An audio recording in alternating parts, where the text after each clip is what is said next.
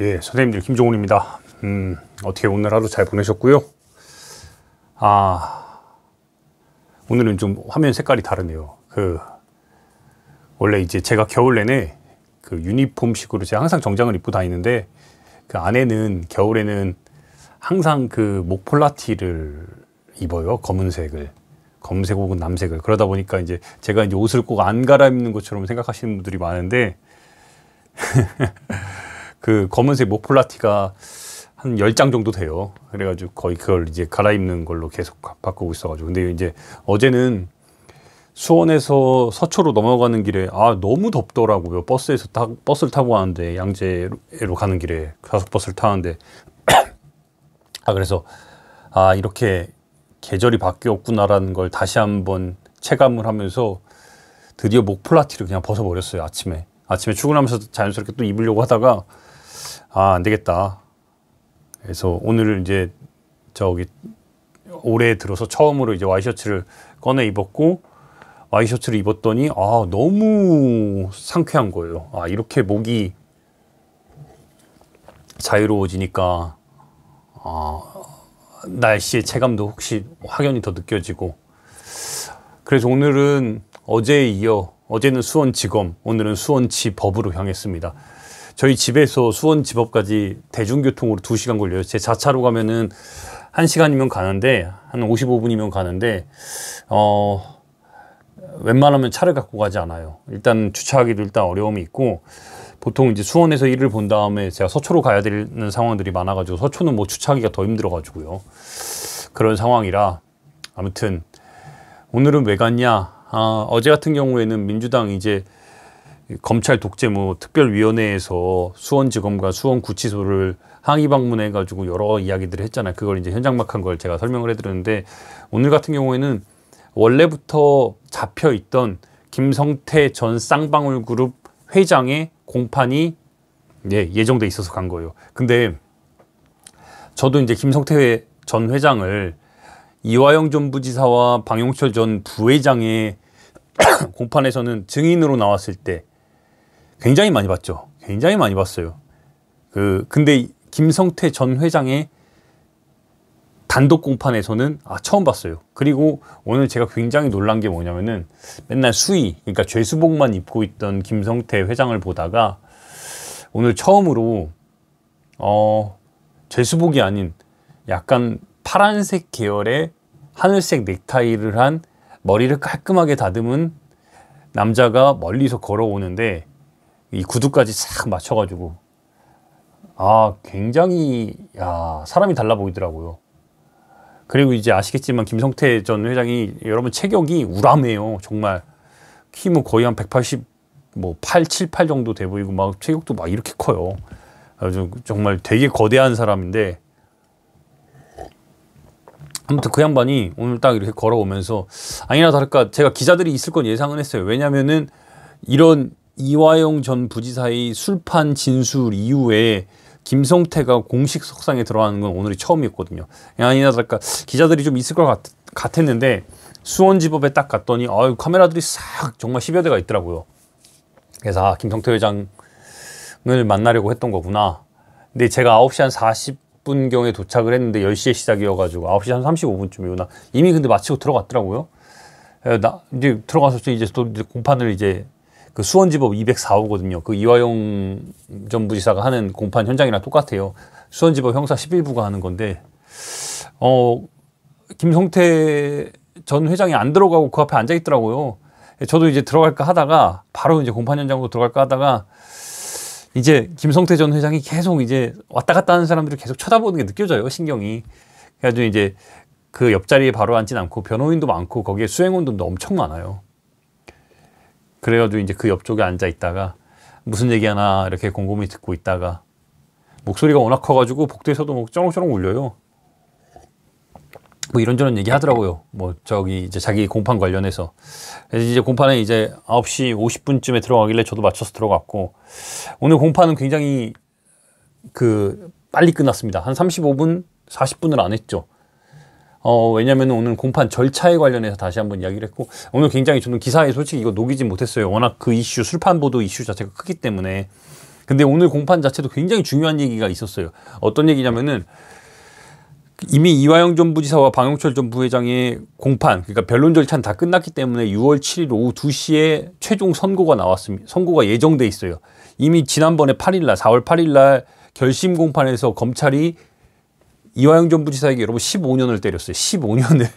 근데 그에 반해 실무진을 맡았던 방영철 전 부회장에게는 여러분 2년 6개월 때렸습니다. 굉장히 차이가 크죠. 이게 선고가 이제 6월 7일 날 예정이 됐는데, 이제 김성태 전 회장의 그 혐의는 대북송금 800만 건도 있지만 이 양반이 500억 원 가까운 금액을 비자금으로 만들었다는 그 내용이 같이 이렇게 겹쳐 있는 거예요. 그래서 분리돼서 진행이 됐는데, 오늘 재판부가 이 서로가 서로에게 특히 재판이 영향을 주고 있으니까, 특히 대북송금 관련해서는 여기에 영향을 주니까 5월 중순까지는 일단은 변론을 최대한 하고 6월 달에 이게 선고가 있고 최대한 이쪽에서 선고가, 이화영 전 부지사 쪽에 선고가 나더라도 늦지 않게 2, 3주 내에 늦지 않게 하거나, 아니면은 다른 변수 등을 고려를 해서 한번 고민을 하겠다고 말을 하더라고요. 여러분 이게 무슨 얘기냐면은 대북송금 관련해서도 선고가 이화영 쪽이 이미 결정이 돼 있지만, 예정이 돼 있지만 향후 이제 이 재판 일정에 따라서 병합될 가능성도 있다는 거예요. 그러니까 선고가 늦어지거나 아니면 김성태 전 회장의 선고 자체가 대북송금이 빨라질 수 있어요. 병합 가능성도 있다는 거예요. 그러니까 이건 조금 더 지켜봐야 될 부분이에요. 이 내용도 굉장히 중요한데 오늘 이 내용을 쓰지 못한 이유가 뭐냐면은, 말씀드린 대로 이제 김성태 전 회장이 들어가면서 굉장히 여유 있게 그 위치 추적 장치를 부착하는 조건으로 여러분 보석으로 허용한 거예요. 그러니까 김성태도 보석으로 나와 있지, 방영철도 보석으로 나와 있지. 근데 이화영은 작년이 뭐예요? 재작년 9월 말에 잡혀 들어가서 지금까지 1년 11, 12, 1, 2, 3, 4, 1년 7개, 만으로 1년 7개월 이상을 지금 감옥에 있는 겁니다. 수원구치소에. 그러니 그 사이에 여러분 두 사람은 나와서, 또 다른 핵심 피고인들은 나와가지고 검찰에 협조한다는 이유로 나와가지고 계속해서 있는데, 이화영 전 부지사는 검찰에 일단 비협조하고 있고, 그다음에 검찰이 원래 6개월 단위거든요. 이미 넘었어요. 다 넘었는데 또 추가로 기소를 해가지고 그 추가 기소한 걸 법원이 또 받아들여가지고 막 늘린 거예요. 그 사이에 이 법원에 대한 기피 신청을 2달을 하다 보니까 그 2달까지 가산이 돼가지고 지금 1년 7개월째 있는 상황인 거예요. 아직 1심도 안 나왔는데 굉장히 이례적인 상황입니다. 그러니 그 한 평도 안 되는 방에서 이화영은 계속해서 있는 거고, 그 사이에 검찰에 협조적인 증언을 했던, 여러분 그 법정에서 되게 재밌는 게 뭔지 아세요? 그 보석신문을 하는데, 이제 방영철 보석신문 제가 직접 들어가서 봤잖아요. 방영철이 이제 몸이 안 좋다고 하죠. 검찰에서 여러분 다 이해한다 그래요. 그리고 협조적이기 때문에 보석에 대해서 재판부가 허용해 줄 것을 요청 드린다고 얘기를 다 동의를 해요. 그래서 실제로 허용해 줬어요. 굉장히 이런 거구나, 이렇게 협조를 하면 이렇게 정말 검찰도 적극적으로 하는구나. 그러니 이화영 전 부지사가, 저는 이화영 전 부지사가 일단 지금 이번에 15년을 구형을 받은 거는 괘씸죄가 당연히 포함돼 있죠. 더더욱이 진술을 한번 번복했다가 그걸 또 바꿨으니까 이제 소위 말해서 검찰에서 이제 성이 난 거죠. 더더욱이 막 최근 막 술판 보도까지 있었으니 더더 열받은 거예요. 근데 제가 이화영 전 부지사가 그 진술이 진짜인지 가짜인지 아직 이거에 대해서는 저는 판단은 못하겠어요. 다만 법원 현장에서 법정 내에서 이화영 전 부지사가 자기의 진술 바꾼 이야기를 했고, 그 진술 바꾼 사유에 대해서 처음으로 자기가 공들여서 1시간 이상을 쭉 설명을 했어요. 그건 여러분 처음이에요. 그간에 조금씩 얘기는 했지만 자기가 진짜 왜 바꿨는지를 굉장히 진지하게 말한 건 4월 4일이 처음이었던 거예요. 물론 여러분 작년 말과 올 초에 제가 단독 보도로 그 옥중노트도 보도하고 막 여러 가지 보도를 했어요. 제가 이화영 전 부지사 관련된 단독 보도를 여러 개를 썼는데, 여러 개를 했지만 그때는 이화영의 입을 통한 게 아니라 변호인의 입을 통하거나 아니면 부인의 이야기를 통하거나 이렇게 해서 제가 따로 자료를 구해서 한 거거나 이런 식의 단독 보도였단 말이에요. 근데 그날 4월 4일의 현장이 술판, 그러니까 소주, 그리고 연어회, 그리고 회덮밥이 나온 거예요. 그리고 창고라 붙은 그 1315호실, 거기까지 이야기가 나온 거예요. 그러니 여러분 당연히 어떻게 안 써요? 당연히 썼지. 그 당연히 쓴 게 지금 저도 이렇게 크게 사태가 벌어질지 몰랐어요. 왜? 그때 여러분 10여 개의 언론사가 있었는데 그 언론사에서 그 레거시 미디어에서 솔직히 저희 오마이뉴스를 제외하고 누가 썼어요? 거기 현장에 있던 연합뉴스, 조선일보, 여러분 각종 통신사들 아무도 안 썼어요. 결국엔 저희만 썼으니까 이게 그날 저녁에 4월 4일날 제가 9시 반에 이 기사를 출고하고 10시 반에 이재명 대표가 그걸 자신의 트위터에 하고 4월 5일날 검찰에서 반박자료 입장문을 보내고 또 되게 웃긴 게 뭔지 아세요? 검찰에서 입장문을 내니까 그 기존의 레거시 미디어들 경기도 출입하는 그 레거시 미디어들이 다 여러분 다 받았었어요. 경기도 검찰발로. 그래서 이제 선거 때문에 잠깐 잠잠했다가 4월 선거 이기고 나서 4월 15일날 민주당의 검찰독재위원회에서 이거를 여러분 박찬대 의원이 냈고 이재명 대표가 최고위를 종료하기 전에 이거는 국기문란이라고 얘기했고 16일 날 자기가 법원에 출석하면서 얘기를 한 번 더 하고 그러고 나서 어제 18일이죠. 18일 날 목요일 날 그 검찰독재위원회가 여러분 수원구치소와 대검과 수원지검을 간 겁니다. 어제 제가 그것도 현장에서 설명해 드린 그거고요. 그리고 재밌는 게 뭔지 아세요? 어제 이제 끝날 무렵에 어제 저녁 7시에 또 검찰에서 두 번째 공식적인 반박 자료를 냈어요. 그 막 출정 기록을 해가지고. 그러면서 이제 결국에는 이 검찰의 출정 기록을 통해서 그 이화영 전 부지사 측이 주장하는 7월 3일에 술판 가능성이 가장 높다는 건 솔직히 깨졌어요. 맞아요. 깨졌어요. 깨진 게 사실이에요. 왜? 7월 3일 저녁에 술판을 벌여서 술을 먹고 연어회도 먹고 회덮밥도 먹고 했다는 그 논리가 왜냐하면 그날 5시 35분께 이화영은 모든 조사를 마치고 수원구치소로 들어간 출정 기록이 나왔기 때문에 그래요. 그래서 마치 언론에서는 어제 이제 그 내용만으로도 야 거봐라 이화영이 거짓말한다는 식으로 지금 보도하고 있는데도 있어요. 특히 경기도 그쪽에 출입하고 있는 검찰을 출입하고 있는 기존 언론들이 굉장히 논조가 굉장히 불편해요. 오늘도 제가 가서 보니까 아유 저 안 좋아해요. 여러분 왜 안 좋아하세요? 자기들 사이에서의 여러분 이렇게 모두도 안 썼으면 그냥 이건 끝이에요. 근데 갑자기 제가 튀어나와가지고 여러분 그걸 팍 썼잖아요. 그것도 서울 출입하는 애가 와가지고 혼자. 그러니 여러분 그 뒤로 다 따라오고 있는 거예요. 그러니 저를 봤을 때 원래도 서울 출입하는 애들이 수원 들어오면 안 좋아하는데 오늘도 자기들끼리 이렇게 얘기하더라고요. 근데 이제 그런 상황 속에서 검찰이 여러분 반박 자료 내는 건 얼마나 또 공들여서 쓰는지 물론 이제 자기들이 판단할 때는 검찰의 말이 훨씬 더 신빙성 있다고 판단하니까 더 공들여서 쓰겠죠. 저는 그 현장에서 있었던 걸 어쨌든 정리를 한 거고. 근데 아무튼 검찰에서 여러분 어제도 반박 자료 냈죠. 그 출정 기록. 그리고 오늘도 반박 자료를 냈어요. 그래서 오늘 세 번째 반박 자료를 내는 거예요. 근데 오늘 낸 반박 자료는 오늘 낮에 반박 자료 세 번째를 냈고 네 번째 반박 자료도 오늘 또 냈어요. 근데 이 세 번째와 네 번째 반박 자료는 내용이 거의 동일해요. 왜냐면은 세 번째 반박 자료는 어떤 거냐면은 이화영이라는 사람의 피고인 그리고 이화영 측 김광민 변호사가 변호인이 김광민 변호사랑 김현철 변호사인데 이 지금 술판 관련해서 김광민 변호사가 주로 하고 있습니다. 근데 검찰에서 오늘 내놓은 반박 자료 세 번째 반박 자료의 핵심은 뭐냐면은 이화영 측이 주장하고 있는 이화영의 발언 그리고 김광민 변호사가 방송에 나와서 한 발언들의 변화 상황들을 직접 다 확인을 해가지고 거봐라 니네들이 최초에 주장했던 거는 1313호 그 창고라 붙은 1313호에서 술판 벌였다고 얘기했는데 니네들 결국에 어땠어? 그 영상조사실이라고 했지 이렇게 말 바꿨어? 이거 하나 그렇게 해서 지적했지. 그리고 이제 7월 3일 저녁이라고 했는데 거봐라 아니잖아 이거 이런 식으로 해가지고 하나하나 소위 말해서 이제 격파되는 지점들, 진술을 여러분 탄핵할 수 있는 그런 지점들에 대해서 굉장히 세밀하게 비교를 하면서 거봐라 탁탁탁 했어요. 그리고 오늘 제가 제일 놀란 게 뭐냐면은 이 세부적으로 하나하나 따져가면서 했어요. 근데 오늘 진짜 제일 놀란 게 뭐냐면은 검찰이 네 번째 반박 자료를 오늘 공개를 한 게 뭐냐면은 그 소위 논란이 되고 있는 여러분 1315호 그러니까 창고라는 팻말이 붙었던 1313호의 건너편 바 거기에 사진을 여러분 공개를 했어요.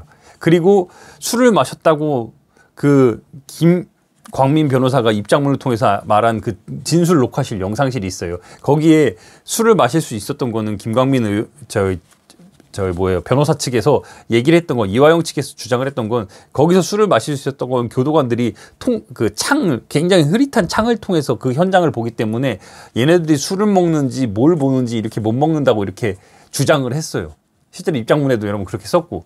근데 그 영상 녹화실 그래서 이제 검찰에서 어떤 걸 공개했냐면은 그렇게 주장을 했으니까 그 통창, 그 영상 녹화실 1313호 안에 있는 영상 녹화실 사진을 공개를 하면서 그 영상 녹화실은 실제로는 이렇게 흐릿한 창이 아니라 거 봐라, 이렇게 거대한 1m짜리가 130에 90인가? 하여튼 굉장히 큰 통창을 보여주면서 거 봐라, 여기는 이렇다, 이렇게 통창으로 돼 있다, 시야가 충분히 확보가 안 돼? 아니야, 이렇게 통창으로 돼 있기 때문에 시야가 충분히 다 확보된다고, 워낙에 뚫려 있다고.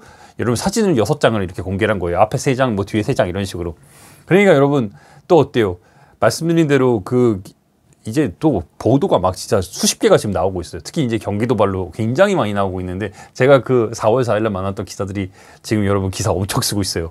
제목들 하나 읽어드릴까요? 시야, 제가 어느 언론사인지는 얘기 안 할게요. 시야 충분히 확보되지 않아? 실제로 보니 훤하게 뚫린 진술 녹화실. 수원지검 검찰청 술자리 회유 의혹의 출정 기록 공개. 김성태 이 주장 사실 아니다. 이건 오늘 아침까지 엮은 거네요. 그리고 이것도 있네요. 유리창 작아서 술자리 몰라? 이화영 측 주장한 그 방 통창이었다. 제가 왜 웃냐면은 그러니까 자기들이 판단할 때는, 자기들도 취재하고 여러분 판단할 때는 이렇게 이제 하겠죠. 굉장히 이제 저도 제목 세게 쓸 때가 많으니까. 근데 4월 4일날 이화영의 그 충격적인 진술에 대해서는 한마디 안 쓰고 이제 검찰발로 나오는 이런 이야기들을 굉장히 디테일하게, 물론 실제로 검찰의 주장들이 여러분 이화영 측이 주장한 내용에 대해서 탄핵된 것들이 적지 않아요. 꽤 있어요. 특히 7월 3일날 가장 큰 가능성이 있다는 그거, 그 다음에 오늘 1315 술 마셨다는 이 진술에 대한 탄핵, 그리고 뭐 영상조사실의 이런 통창, 이런 것들이 여러분 하나하나 격파됐어요. 당연히 진술의 신빙성 자체가 탄핵될 부분들이 많이 있죠. 근데 제가 왜 이 부분을 다시 한번 강조를 하냐면, 오늘 제가 쓴 기사에도 제가 녹여놨는데, 여전히 저는 여러분 검찰이 벌써 설명 자료를 4번이나 냈어요. 저는 이런 경우 진짜 와, 수원지검이 이렇게 열심히 일해? 싶을 정도로 정말 적극적으로 입장문을 계속 발표하고 있는데, 저는 근데 입장문을 볼수록 더 의문이 생겨요. 왜 의문이 생기지 아세요? 탄핵되는 내용들이 있죠. 근데 김광민 변호사 측이 최초에 여러분 의문을 제기한 게 뭐냐면은, 김광민 변호사 측이 아니라 이화영 전 저희 경기도 평화부지사 측이죠. 여기에 김광민 변호사가 변호인으로 있는 겁니다. 아무튼 김광민 변호사가 여러분 10장의 입장문에서 제시한 게 왜 10장이냐면 10가지 의문을 제기를 했어요. 그 중에서 여러분 탄핵된 게 한 2-3가지 탄핵된 게 맞습니다. 그러면 나머지 7가지 있잖아요. 나머지 6가지, 7가지, 넓게 보면 8가지까지 있는데, 제가 가장 해소가 안 되는 게 바로 이런 지점인 거예요. 김광민 변호사가 여러분 7월 3일을 특정했지만, 가능성이 가장 높다고 얘기를 했지만, 이건 추정이에요. 가장 가능성이 높은 추정. 그러면서 김광민 변호사가 애초에 여러분 요구했던 게 여러분 뭐예요? 6월, 그러니까 이화영이라는 사람이 소위 말해서 회유당했다고, 압박을 위해서 회유당했다고 말한 출정 기록은 여러분 6월 한 달 내내예요. 근데 여러분 지금 검찰에서 공개한 기록은 며칠이에요? 6월 28일, 7월 3일, 그리고 7월 5일, 이 출정 기록 3일이에요. 여러분 250회 이상 불러드렸고, 이 중에서 조사한 것만, 제가 기사를 살짝 다시 보면은, 잠시만요. 아유, 막 내용이 너무 많아가지고 솔직히 이거를 계속, 저는 한편으로는 다행인 게 제가 이걸 계속해서 마크를 했으니까 이 내용들을 좀 따라가는 거지, 아무것도 모르는 애들은 여러분 수원에 막 보내가지고 이거 따라가려면 이거 흉내도 못 내요. 그러니까 그래서 공판은 여러분 꾸준히, 법조기자들이 꾸준히 계속 봐야 된다는 거예요. 그게 되게 중요해요. 어느 정도 1년 정도 보고 났을 때야 이 흐름이 딱 잡히고 말할 수 있는, 이거를 소화할 수 있는 능력이 생기는 거예요. 근데 막 여러분 그 말진들 보내가지고 이거 마크하라? 애들 여러분 눈만 껌뻑이다 옵니다. 다시 돌아와서 이거예요, 바로. 그러니까 이화영 측이 주장한 거는, 일단은 6월에 대한 출정 기록, 이화영, 김성태, 방용철에 여러분 그 당시에 모였다는 그 출정 기록을 다 공개하라는 건데, 일단 공개를 안 하고 있죠. 일단 이거 첫 번째. 두 번째,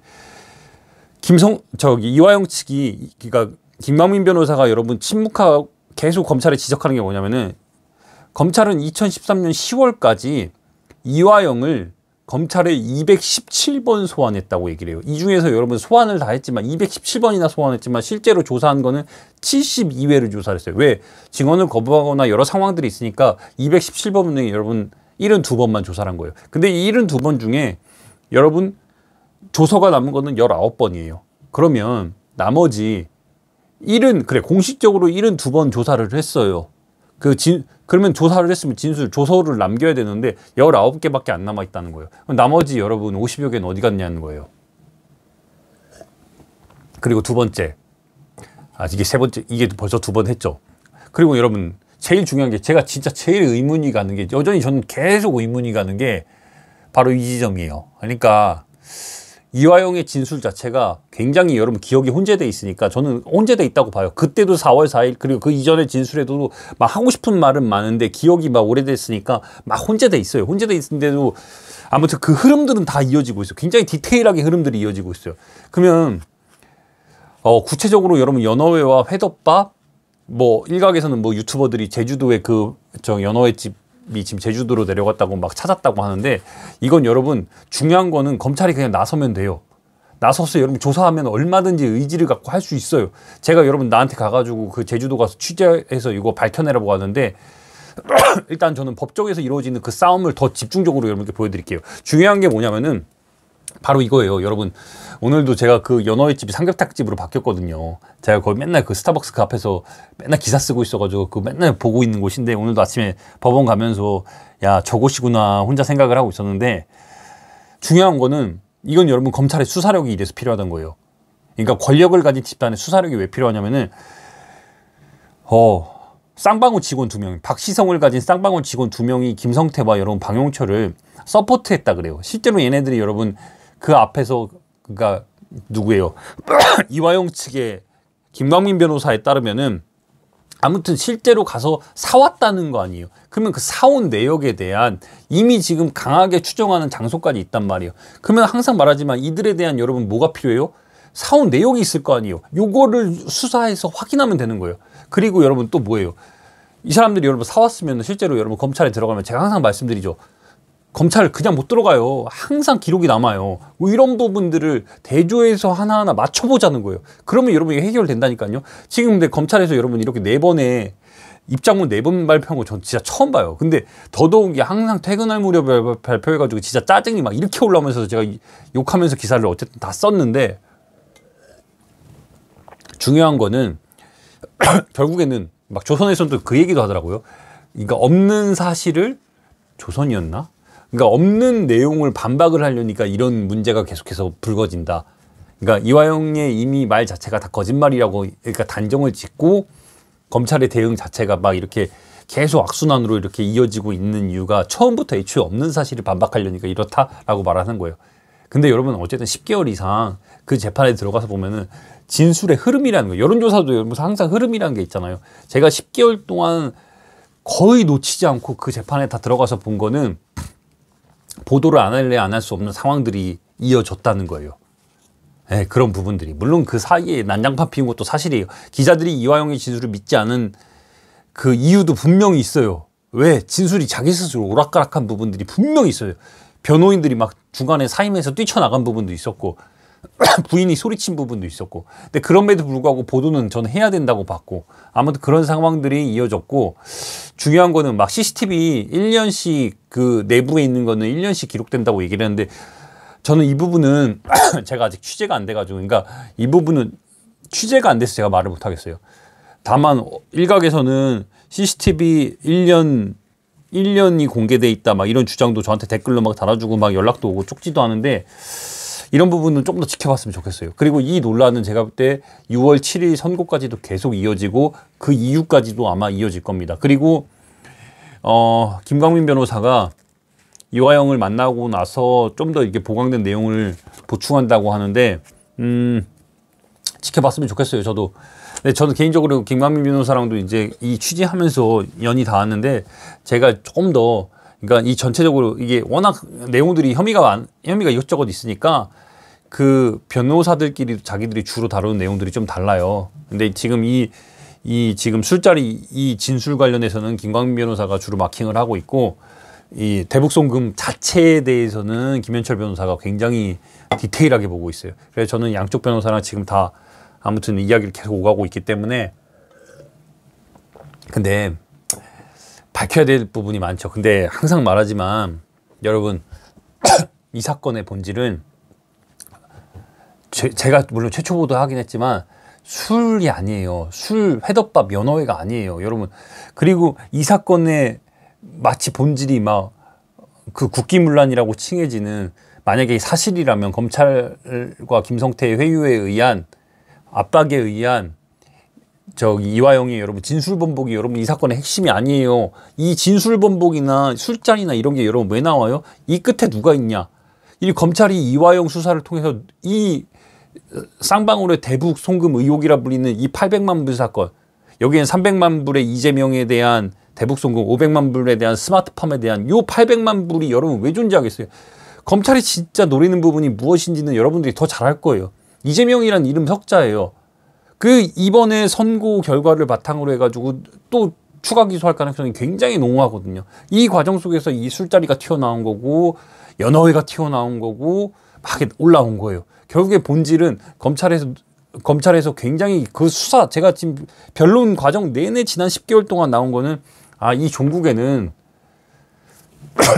이 사람들을 디딤돌 삼아 더 큰 특수부의 정말 정점에 있는 걸 노리고 있다는 게 여러분 너무 명징하게 보여요. 그래서 제가 이걸 더 공들여서 취재하는 부분도 있고 하여튼 그런 부분들이 있는 겁니다. 그래서 제가 항상 말씀드리지만 저는 제가 취재 현장에서 법정에서 그리고 변호인들을 통해서 검사들의 워딩을 통해서 피고인들의 그 신문 과정을 통해서 나온 이야기들을 제가 소화하고 제가 이미 기사로 쓴 내용들을 해설해 드리는 겁니다.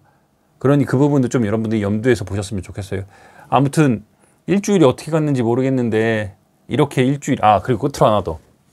이거 여러분, 제가 김성태 회장이, 전 회장이 그 L사에 굉장히 유명한 그 미국 대통령 이름 딴 그 자동차 회사 있잖아요. 거기에 얼마짜리 차들, 검은색에 정말 뭐 7, 8인승 되는 굉장한 SUV 큰 거를 타고 오늘 가더라고요.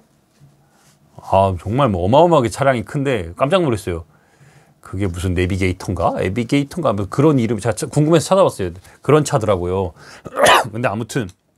근데 끝으로 막 이제 차가 들어오니까, 이제 기자들 만났다가 차가 들어오니까 막 이런저런 얘기를 김성태 전 회장이 했죠. 근데 떠나면서, 그래, 이화영 전 부지사에게 할 얘기 없습니까? 그랬더니 김성태 회장이 딱 이 말을 하는 거예요. 제가 놀란 게, 건강하십시오. 건강하라고 전해주시고 싶어요. 이러면서 그냥 가는 거예요. 그러니까 본인은 파란색 정장을 입고 건강하십시오. 건강하라고 전화 주십시오. 이러면서 그 차를 타고 가는 거예요. 보석으로 이미 나온 상황이니까. 근데 이화영 피고인이 물론 잘못했죠. 잘못했으니까 거기에 있는 거죠. 특히 여러분 2천만 원 그 법카 쓴 거는 자기 스스로 인정을 했기 때문에 그 부분에서는 여러분 죄가를 치러야 돼요. 근데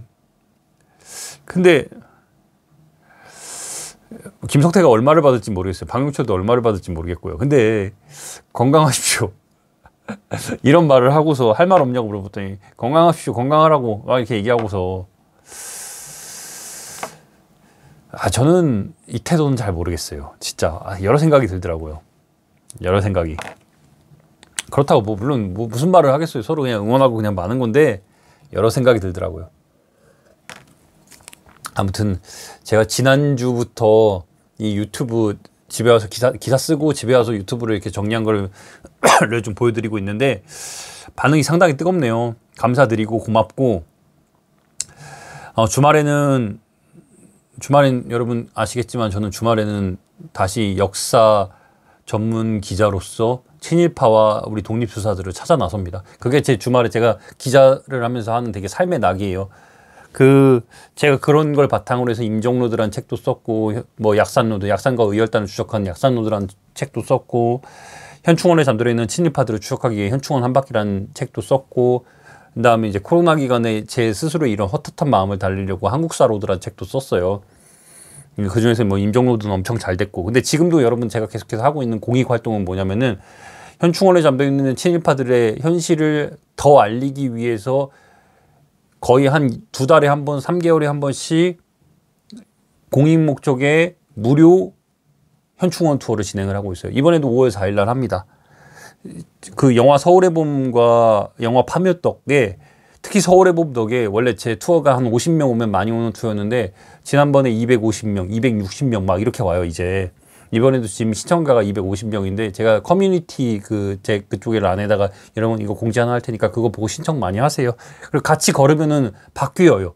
특히 여러분들이 제가 이 투어를 계속해서 하는 이유는 뭐냐면은 정말 여러분 현충원에 장군 이묘역에 국가공인 친일파 2명이 잠들어 있는데 신태영과 이응준이라는 여러분 일본군으로 34년을 복무했던 사람들이에요. 근데 특히 신태영, 히라야마 호에이 신태영은 여러분 대중연설로 일본군으로 여러분 34년을 복무를 했는데 대중연설에서 여러분 뭐라고 얘기한 줄 아세요?